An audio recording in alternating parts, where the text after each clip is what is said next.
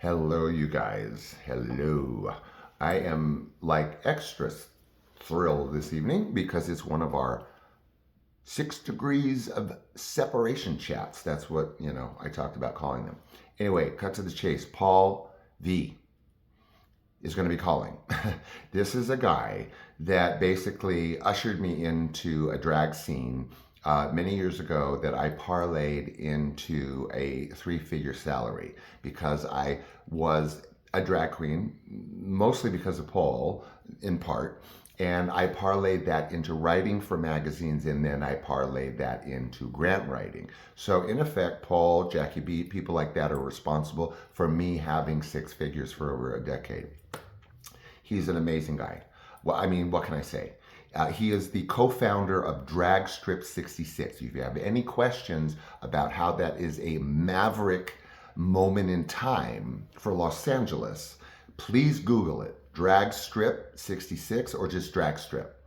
It is so amazingly phenomenal that they demand reunions. So if Paul has time between all the other things he's doing, he and Dan, Mr. Dan, will put together another drag strip on demand, based on demand.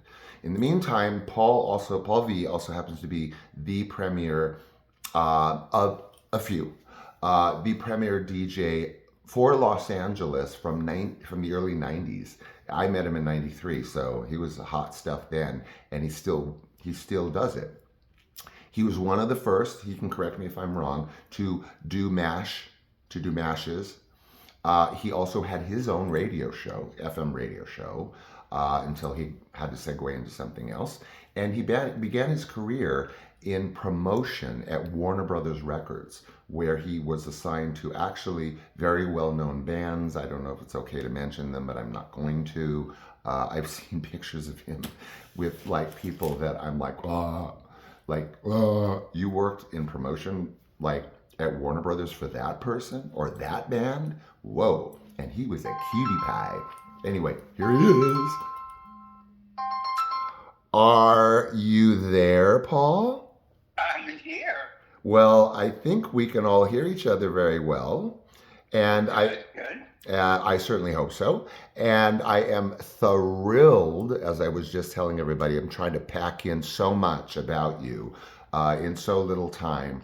Because you and I both know we could talk for not 29 minutes, but 29 hours.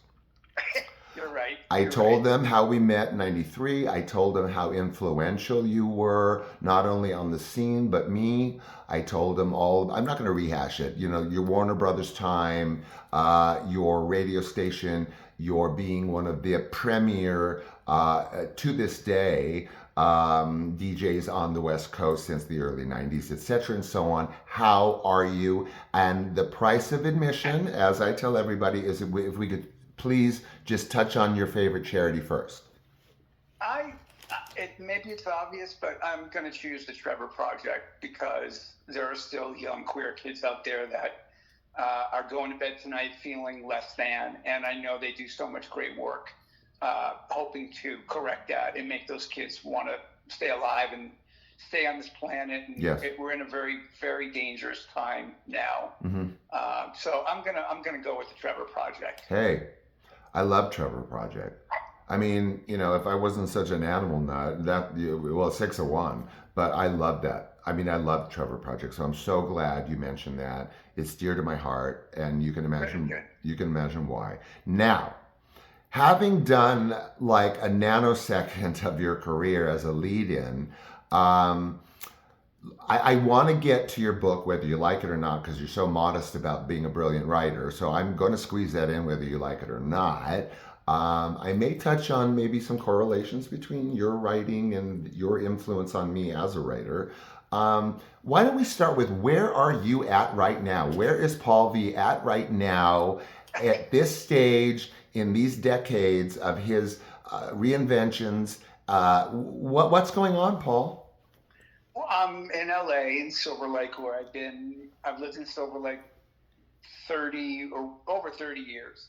Yeah. I'm in my house, Yep. and I'm actually slightly at the time to retire.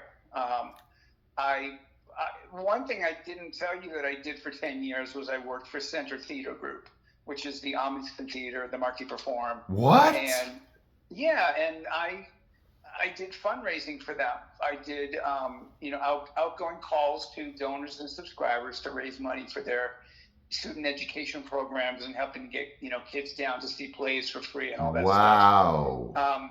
I took a job on a whim. I mean, I interviewed thinking there's no way they're going to hire me. I've never done this before. Right. But I'm desperate. I don't want to lose my house. Let me just go.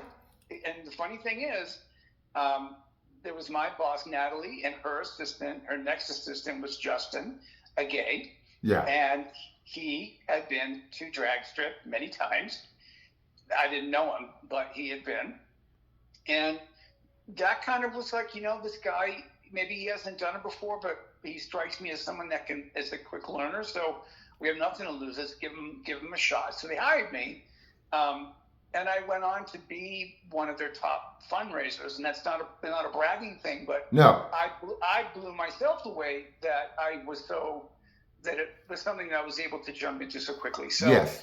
That ended in the fall because they screwed up my job, and they basically screwed our team over because they thought we were making too much in commission and all this crap. So they offered this new version of it, and 6 out of the 7 of us turned it down and walked away. Yeah. So I'm unemployed, and I was going to retire like within a year. So I'm kind of trying to find some little odd job, something, just so I can still be working a little bit until I start to take my retirement money a year from now. So you're reinventing yourself, what, for the 90th time? No, it's only the 88th. Oh, okay. Well, there you go. But each one was a success, so good luck, dear. I put that in there too because I'm such a strong believer in the arts, and I'm such a strong believer in young people. Yeah. It changes lives. If Yes. kids get to see theater and get to see art, they're going to grow up, and it's going to put them on a path to something great. And so I was very much into raising money for that. So, but yeah, so I'm here. The weather here went from mildly spring to heat wave. And so we're the heat wave portion today. Great. LA heat waves, aren't they fun? Oh yeah. Now listen real quick. So the Amundsen, interesting, because I've told my viewers before, one of my stellar near misses was I was offered the understudy for On Golden Pond at the Amundsen in 78, 79. But I did not know they had programs like that, like youth programs, outreach programs, college boards, or whatever. I had no idea that they had that kind of fundraising. Yeah, they have a really great teaching staff, teaching artist staff, and their main flagship is the student matinee. So every single play, as long as it's if the theme is not too much NC-17, right? There are kids that are at 3,000 kids fill that theater, and the cast is glad to do it, and kids from all over get to see plays for free. Wow, man. I just got to say, to put a fine tip on that, exposing children to culture of whatever kind at formative ages makes it's carved into their mental plate, Paul. Yeah, I agree. And so I'm so glad that you're involved in that. It makes me want to weep. But so that's where you're rounding out. Too many reinventions, so you're going to take time. By the way, did you ever get another pity? Not since the last one. And I was going to. I was planning because it's been over 2 years. Last summer I was thinking, it's time for me to do that, and I didn't know that this job thing was going to change, and so Dad is unemployed, so I can't be responsible for another baby until I'm until I'm more set that way. So. But R.A.P. to Poochie. Yeah. I know.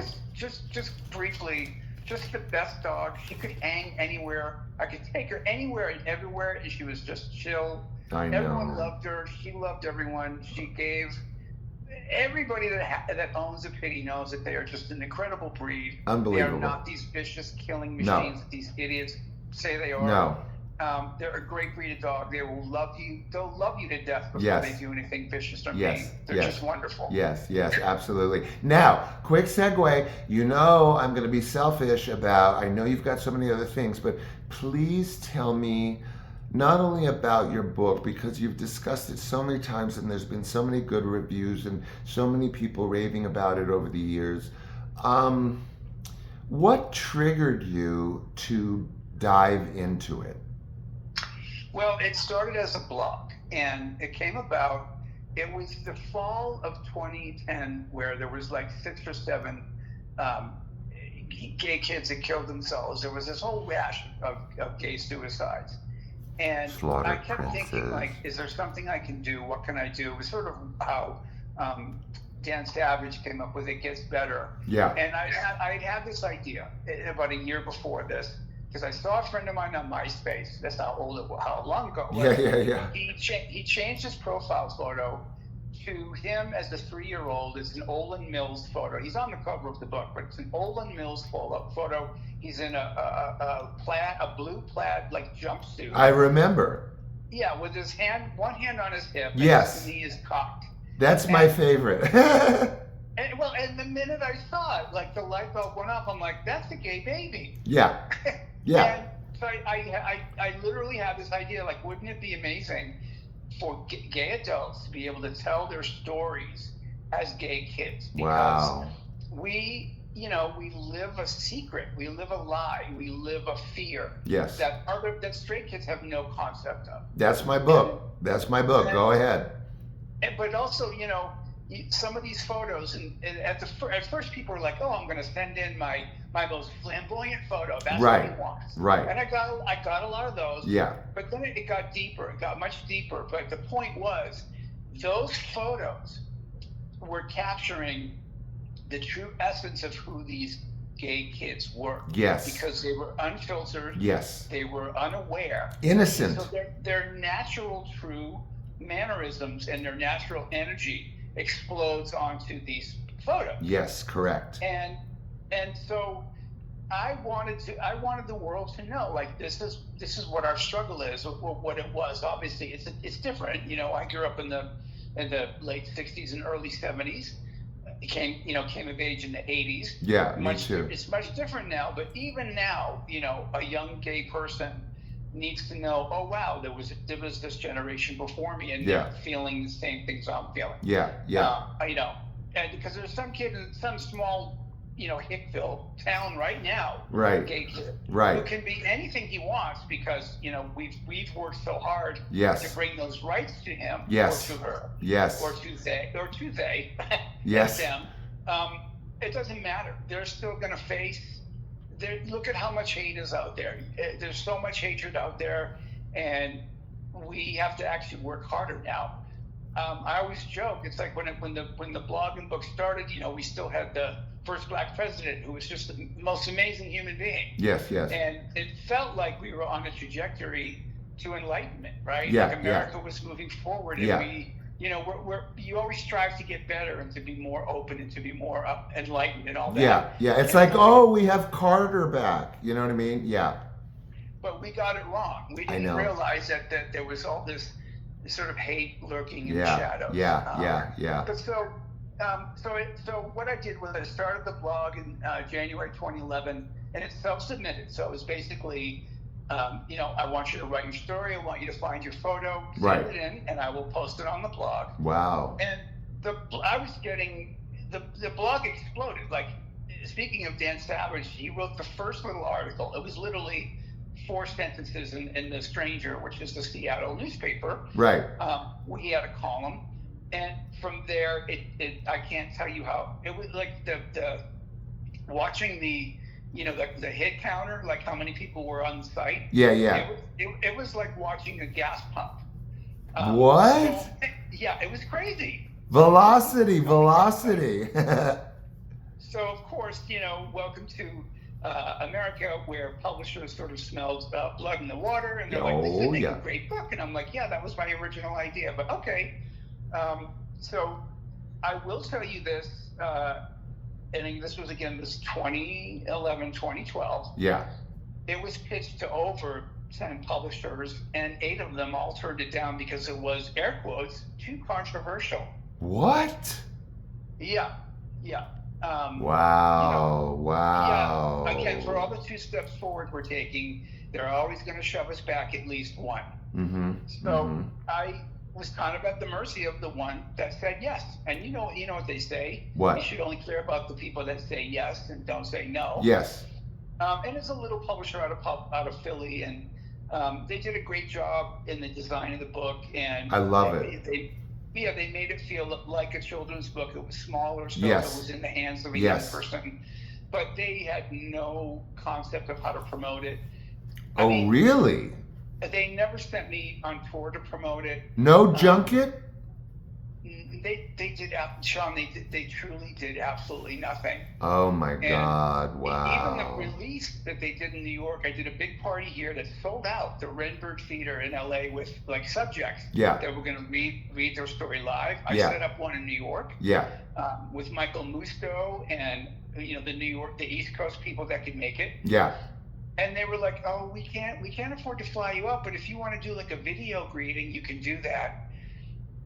So I did that, but I was just really disappointed. So the first run sold out really quickly, and so they had to do a second run. Yeah. And they just sort of, I guess that maybe they were not ashamed of it, but I think for them it was weird for them to try to promote it. I don't know what they thought, but. That wasn't that long ago, though. How horrifying. Exactly. Yeah. And I don't want to diss them. No. They said yes. Okay. Yes. And like I said, they did a great job how the book looks, and it sells, and you can still get it everywhere. It's still on Amazon. You can get new or used copies. Okay, good. Yeah, you can get it everywhere. So if it's unavailable, say sold out, there might be what do they call them, subsellers or whatever. So okay, good. Yeah, I always lead people to the indie stores first. Okay. If they go to bornthiswayblog.com, that's where the blog is. Oh, good. Click on the book link, and that will actually link you to whatever, like 5 or 10 of the indie stores. Okay. People want to see about getting it that way. But okay, interjection, audience. I'm serious, man. Look into it. I mean, if that subject matter means anything to you, this is a definitive book, and it's also a maverick book because basically no one had ever done that. Go ahead, dear. Well, one thing I just want to clarify, when you said that my writing had inspired you, I can't take credit for the book. No. I didn't write it. No, you didn't. It's testimonial. I know. Yeah, it's self-submitted. So I should have said the book itself was inspiring. Correct. Okay, no, it's cool. I knew what you meant. I just wanted to clarify. Oh, that sure. Unlike a regular book that somebody actually physically, they're the author of a book. They write the book. Yeah. But that was what I loved about the concept, was that for everybody that's like, oh, being gay is a choice, and how can you choose that deviant lifestyle? And Yeah. You have these people telling you that by age 3, they knew exactly who they were. Yeah. There was no choice. No. It was as innate. Here's my message about the blog. And the What? book. What? Being gay or gay sexuality is as innate and intrinsic as straight and heterosexuality. Correct. There's no difference. No. We're human beings. Our sexuality is wired. Yes. Now, I'm not saying that there's variations. I'm not saying that, of course, there's a scale. Yeah. But your brain, you can try to pretend if you're straight. Yeah. You certainly can't pretend you're gay. No. I always love that. I always love those people that are like, why did you choose to be gay? And it's like, well, okay, so that means if sexuality is a choice, that tomorrow you could choose to be gay then, right? And then that's no way, not me. What? And then it would be, not me. Well, yeah. Or why would I? Because straight is normal. Yeah. There you go. My middle finger is right up now. Exactly. There you go. I don't want to stay on the book forever, but no. What I love about the book is that the other great concept of the blog, and I know that this happened when people were coming to the blog, maybe not full on and supported gay people. It's pretty hard to hate a kid. Yes, right? yes. If you see this photo of a young person and they're trying to tell you, I suffered a lot, I was bullied, or my parents rejected me, or it was very hard because I was alone, or whatever. Yeah. It's hard to look at that because everybody knows that we all start off as just an innocent young person. Correct. It's hard to direct deeply rooted hatred to a young person. Yes, it is. And I think that's why it resonated such a big way with people. Oh, yeah. Wow. Now, again, quick segue. I want to know, oh my God, like we're talking decades of like accolades and joy and groundbreaking stuff. What happened with you and Mr. Dan that created Dragstrip 66? So let me tell you the story. Yes, please. I grew up in Boston. Yes. I started DJing in 1981. Okay. I made a really good name for myself as a DJ. Uh-huh. In 1985, I was working at a great club called Man Ray, which was basically the queer alternative mixed dance club. Okay. And there used to be this band out of Detroit called Figures on a Beach. Yes. Who were a live band, but they had a lot of electronic influences, and they were sort of a dance rock band. Yeah. And I loved them, and I played them. So they had a new single, and I was playing it. It was probably about midnight. It was in December. So I played it, and I went on to the next record, and 5 guys walk over to the DJ booth, and they still have their winter coats on, and they knock on the DJ booth door, and they said, "Hey, we don't know you, but we're a band called Figures on a Beach, and when we walked in, you were playing our record. So we had to like come say hi to you." I'm like, "Oh my God, that's so cool." So there was 4 guys in the band, and there was a 5th guy who was Dan. No, are you kidding? He was in the band? No, he wasn't in the band. What he did, Chris, the keyboard player, was the only gay person in the band. Oh, okay. So they all moved from Detroit to Boston. Dan came with them because Detroit was going nowhere for him. So they were like, let's have a change. Let's all move. And Dan did their like set decoration. Like he would style the sets or put up fabric or whatever, because that's Dan. Yeah. So they literally spent the entire rest of the night the booth was very big, so they were either in the booth or right outside the booth. We shot the shit for the entire. I mean, I'm still working, but we were sort of talking. Right. So of course, I meet them, and then Dan has a crush on me, and he asked me to go see on the screen Pee-wee's Big Adventure. Okay. And we went, and Dan is not my type, so I had to. I'm telling. I'm flattered, but we have to be friends. Yes. So we did. Yes. So about a year later is when I met with the people from Warner Brothers, and they offered me this job. Yes. To do college and alternative radio promotion in LA. Yes. They're going to move me to LA. Yes. But so going back to the story. Yes. Now, here I am. So if I'm DJing that night, and I played that Figures on a Beach record 10 minutes earlier. Yeah.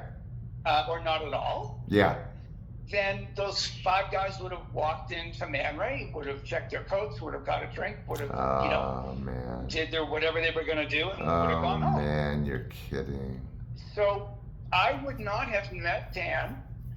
So rewinding a little bit back. So when I moved here, Dan decided to come out like 9 months later because he'd had enough of the winter in Boston. Yeah. And so I moved to an apartment on Tamarind in Hollywood. Yeah. Dan lived on Bronson. They were the next street over. Yeah.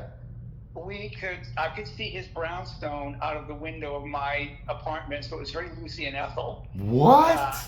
Yeah, and much later I found out that I was renting in the apartment, which was the last place at the Hillside Strangler. No! Yeah, his final 2 victims were snatched from where I lived. Oh my God. I had no idea at the time. It was much later after I left. I only lived there 2 years. But so when Dana came out, we were just sort of brainstorming, Yeah. trying to think like, I still want to DJ. Like, Yeah. how can we involve you? Yeah. So it became this thing. Like, what if? Obviously, I would spin and play the music. Right. You would be a host. You know, Yeah, we'll put of you course. On stage. Of you course. can tell stories or Yeah. whatever. So that's how we sort of conceptualized what our team would be in terms of Clubland. Yes, yes. But so I think we did a few clubs and they all bombed, and then we launched Drag Strip 66 in January of 1993. Yay, it's 93. Oopsie. My light. Go ahead. Well, by the third one, it exploded. It was unreal. It was a phenomenon. Like, you know, I don't know if any other club has really exploded the way that it did. No. Because it was completely underground. We didn't advertise. It was all word of mouth. I know, I was there. It was on this little kind of tucked away corner in Yep. this Mexican restaurant. Yep. And we were in that same venue for 11 years. I know. Which is, if you know anything about how fickle club life is. Yeah, that yeah. was like, that's crazy. Even to us, it was crazy, Sean. It's like every year we'd be going like, well, all right, it's the 3rd anniversary. I wonder if people will still want to come. Oh my it's the 3rd God. anniversary. You know, it blew us away as much as it blew the audience away. But we just had, I always say, you know, you can have the greatest idea. Yeah. But if there aren't people that get the idea Yeah. and want to support the idea, Yeah. it's just an idea. And so there were hundreds, if not thousands, of people that were like, we get this and we love this and we think you guys are cool. We're going to support you. And that's what people did. And God bless them, because we created this really great, it was of the time, you know, our friends were still dying of AIDS. Yes, they were. We still suffered through the wreckage of losing so many of our friends. Yes. And so the club just became this kind of respite, right? It was like during the day we were burying our friends, and at least once a month at night people could release and could feel Yes. supported and loved Yes. and not judged. And that was really the thing about Drag Strip. It was sort of everybody's welcome. Yeah. There's no hierarchy. I don't care what your It was body always is like that, Paul. It was always like that. I don't know. Look, I think it was sort of like, I think people figured out that if you come here and you throw attitude or you're a standing pose, Yeah. little bitch, Yeah. you're gonna get shade and you're not gonna have fun. Yes, you are. I always say to people, because people were like, "You must have had so much press," and I'm like, "Actually, no." And that's why we lasted so long. Why? Because What? I hate to interrupt. What was it like when all the mega stars started pouring in for a look-see?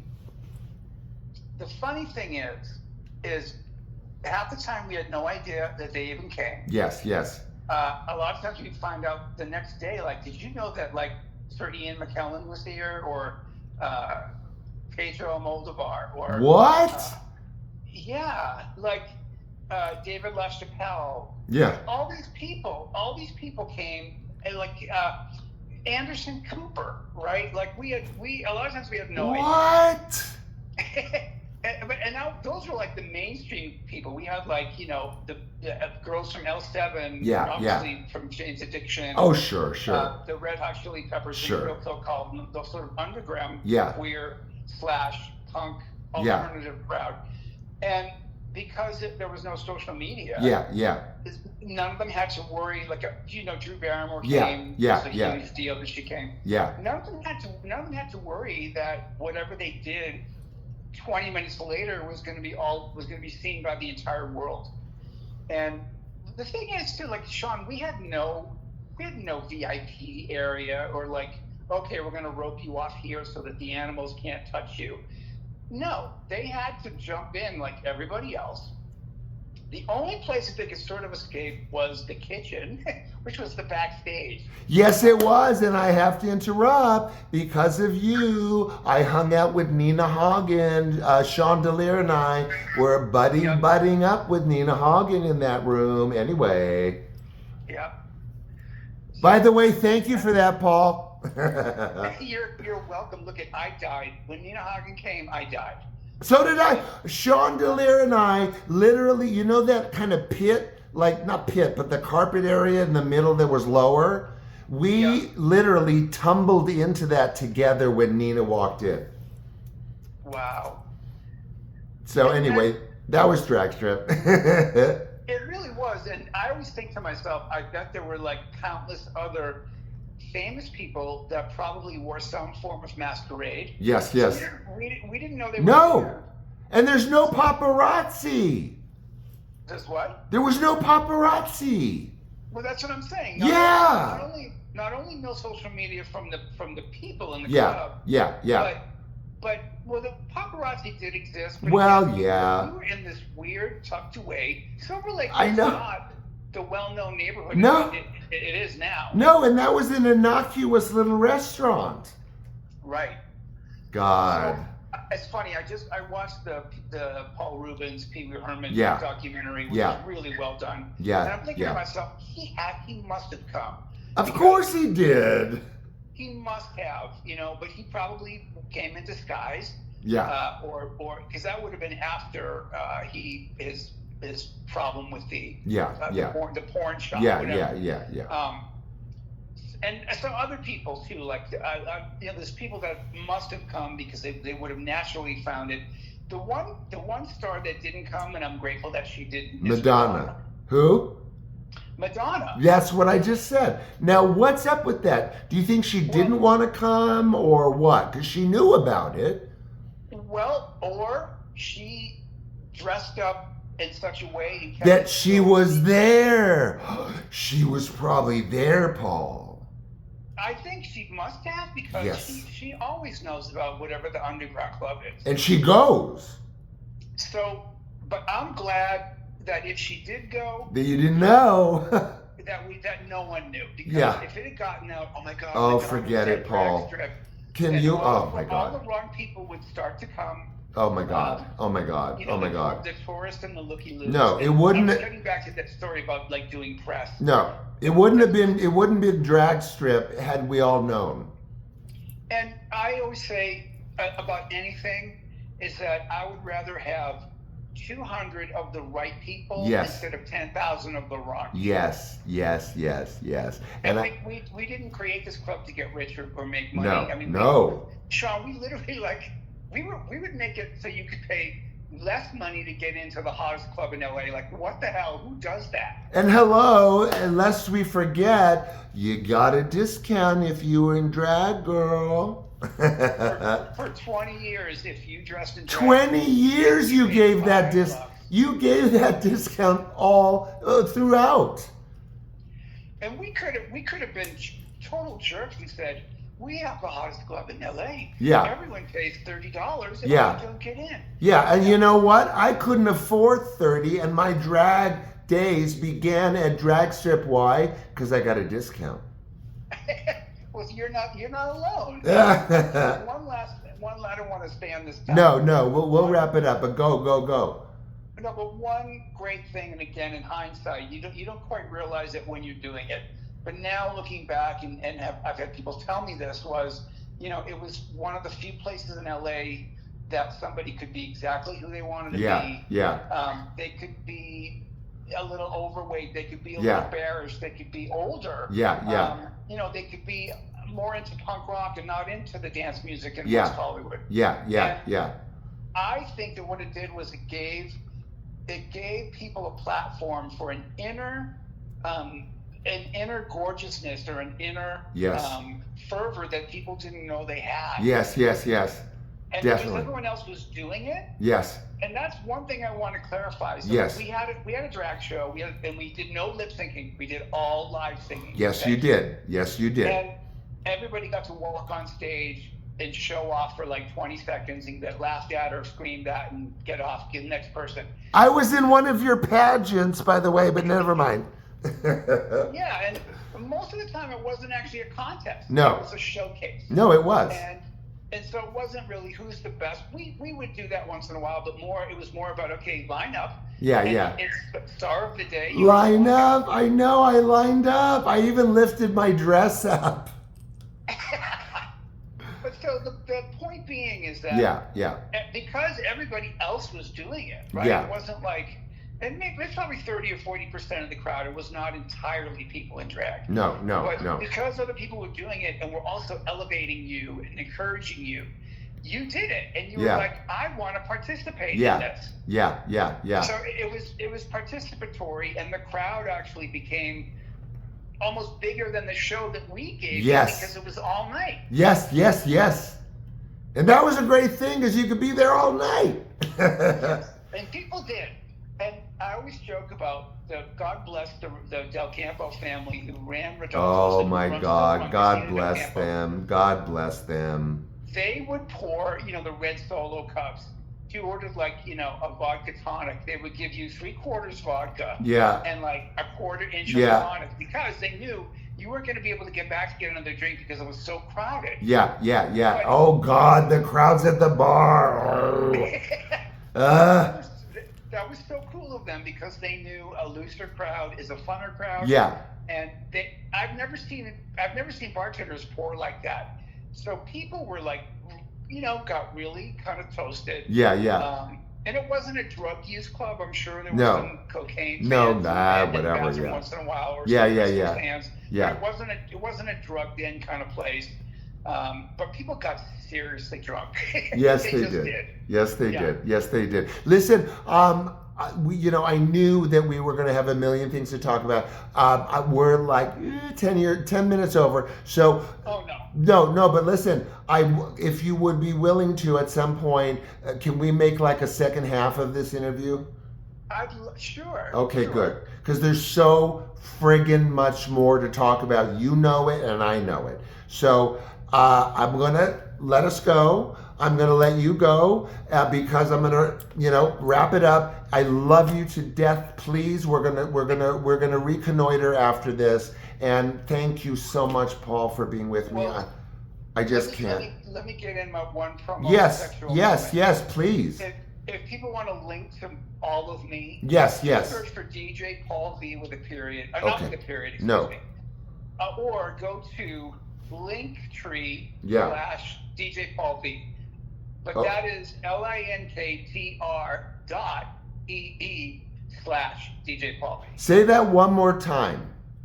It's linktr.ee/DJ Paul V. Good. Okay, got it. Got it. Joe, you're awesome. We could talk for 3 hours. It's crazy. Well, it's obviously, because, Paul, I've known you since 93, which was the year the Dragstrick opened, and there would be no Sean Drag anything without Dragstrip, because it was my refuge, it was my respite, it was my sanctuary, it was my safe place, it was my safe room. And thank you for Sure. that. I don't know if you ever knew that or know that, but you know it now, that there would be no drag anything for Sean without Dragstrip. And it helped me get into the scene, wherein I learned a lot of things, and I wrote for what we call F-rags back then, no offense. And I did too. That's another thing I didn't mention. I know, that's why there's a second interview. Okay. Okay, my love, I'm gonna let you go. I'm gonna say goodbye, and I love you dearly, and we'll talk, okay? Thank you, baby. Bye-bye. Love you, bye. Wow. Okay, everybody, I'm gonna let you go because we are way over. So thank you for being with us. We have more coming. I have this weekend another pinch myself, I can't believe it, guest coming this weekend. Maybe Sunday, we don't know. Which is, oh my God, the day after tomorrow. So I love you. Thank you for being with us as always. These are our 6 degree separation chats. That's what they are. We are at No Holds Barred TV, and my regular shows nightly are Robin Hood Diaries. And guess what? I don't look at my analytics, but I peek at the demographics and hey, UK, I see you at 4%, okay? Not bad watching an Irishman, huh? See ya. I love you all. Bye.